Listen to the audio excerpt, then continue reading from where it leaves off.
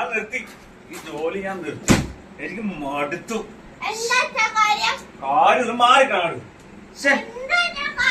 നാണം കെട്ട് പൊണ്ടാൻ തുടങ്ങിപ്പോയി. കാര്യൊക്കെ ഉണ്ട്, അതിനാണ് പറയണത്. മനസ്സിലായോ? ചൂടാവണതോ? ഇതിൽ വല്ല നാണം കട വല്ലതും ഉണ്ടോ?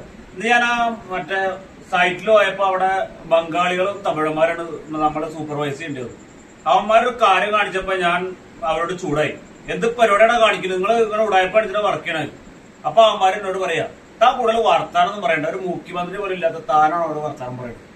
ഇതിൽ പറ നാണക്കേട് വേറെ. പക്ഷേ തൊലി അങ്ങോട്ട് ഉരിഞ്ഞു പോയി. ഞാൻ നിർത്തി, പണിക്കുമൊക്കെ നിർത്തി. ഇനി എന്ത് മുഖ്യമന്ത്രി വരണം അന്ന് പണിക്ക് പോവാം. അല്ലാതെ ഇങ്ങനെ നാണം കെട്ടിട്ട് എത്ര കാലം ഇങ്ങനെ പണി, എത്ര ദൂരം.